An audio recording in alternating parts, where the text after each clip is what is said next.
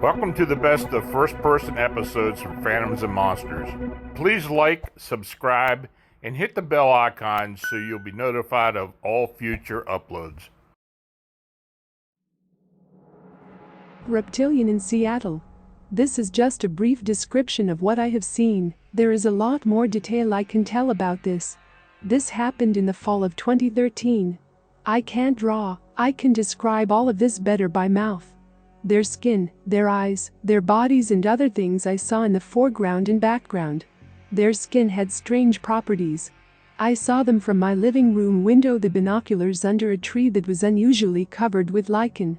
They were about 3 feet tall and just stood there. First there was one looking towards me in the direction of the sun. I could not believe that I was seeing. I looked again and there were 2 of them now standing beside each other. It scared me. They were camouflaged to the background. It was like they were in a clearing under the tree. It was like I was seeing another dimension. I looked at them for a long time. All of a sudden they were gone. I kept watching and they appeared, then disappeared. Then appeared and stayed for at least 2 hours. I kept checking back and they were still there, so I decided to go take a shower, thinking that I must be hallucinating. But when I came out of the shower, they were still there looking toward the sun in my direction. I wanted to tell someone, but there is no way that they would see what I was seeing because they were camouflaged like a reptile.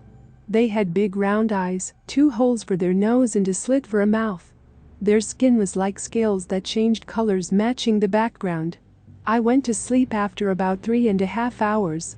When I woke up and looked, they were still there. I told myself no one would believe this, so I went back to sleep. When I woke up they were gone. There are a lot more details. Some things I saw and felt before I saw them. I believe there is something going on underground in this place. I could hear very strange sounds in this place, seemed to be coming from the underground. This happening will not leave my mind, it is driving me crazy. When I searched the internet I saw that there are other people that have seen the same type of things. This place is by Boeing Airfield in South Seattle. P.S. There is a lot more detail I can describe.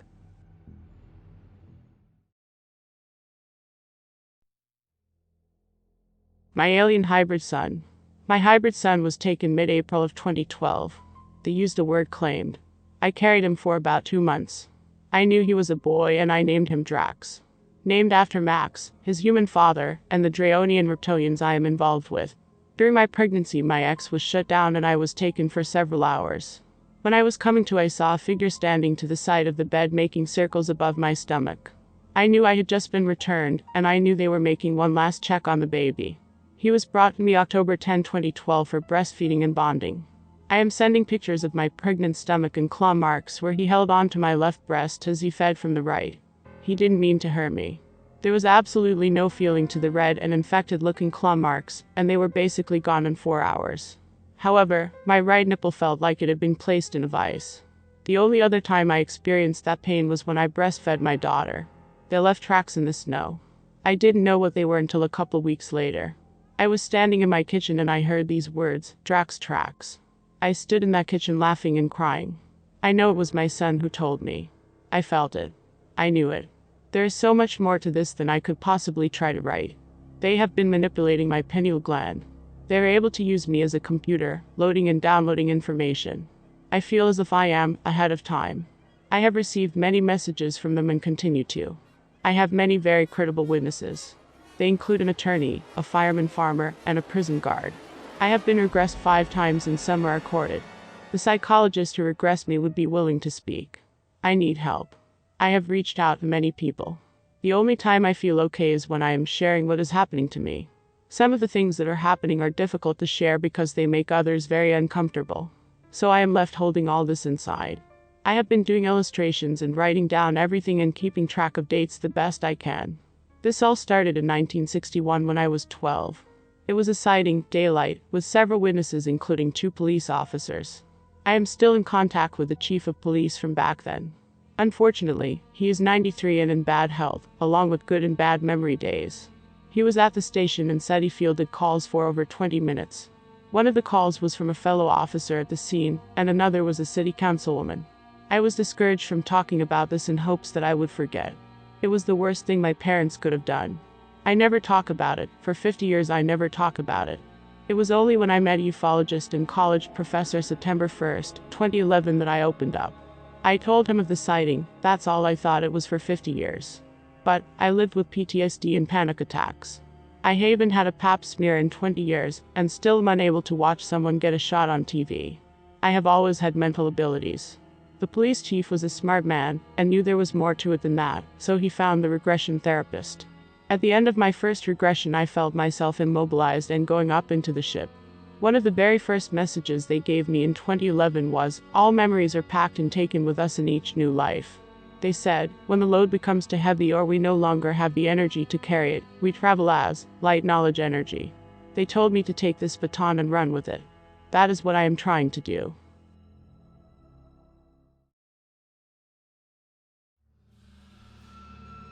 Baby morphs into black-eyed Reptoid. I have never told anyone this, but a couple years ago I used to work at a Thai restaurant that was right next to a Walmart. Once in a while, when my break would start, I would walk over to Walmart. One time, I was walking on the sidewalk about midway between the two buildings, and a woman exited the Walmart with a young child in a stroller. As I walked past them, I looked at the child and it looked over at me, and I'm not joking when I say this. The child's face turned grayish-green, expanded somewhat on the sides and stretched out a bit in the front. Its eyes turned black. It glared at me and stuck its tongue out at me. This only lasted a couple seconds. Its face and eyes immediately went back to normal, and it looked away like nothing had happened.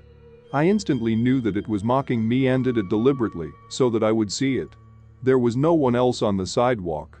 It happened very fast, but I remember it very clearly and think about it every once in a while, even though it happened at least 5 years ago. When it initially happened, I thought the child's face was shifting because it was about to throw up, but then when it stuck its tongue out, I realized that I had just witnessed it shift on purpose. I know what I saw and even remember knowing exactly what I was seeing as it was happening.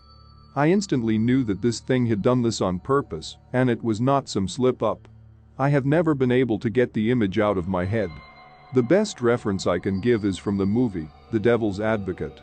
There is a scene where the women are trying on clothes in a store, and as the one woman pulls her dress over her head to try it on, her face morphs into a demonic shape for a couple seconds as she looks at the other woman. That is exactly what happened to me, except it sort of looked reptilian and demonic at the same time. P.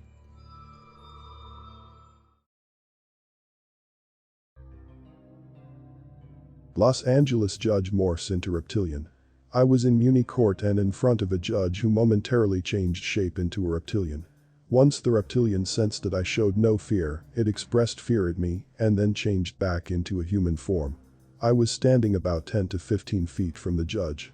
I felt that my lack of expression caused the reptilian to express fear at my solemn look.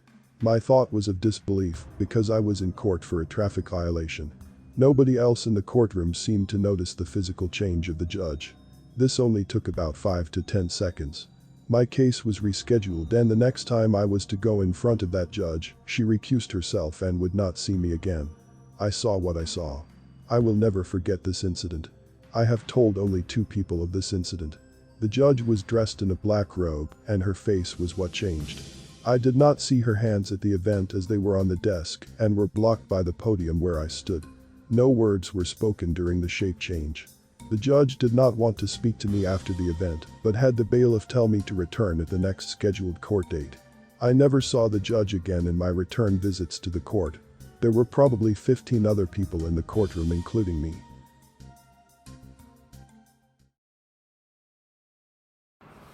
This is Lon Strickler. If you like this program, it would help us if you would give it a thumbs up. Then subscribe and click the bell icon so you get notification when we upload new first-person encounters. We have many more to come very soon. And by the way, if you have a suggestion or an experience of your own, please leave a comment.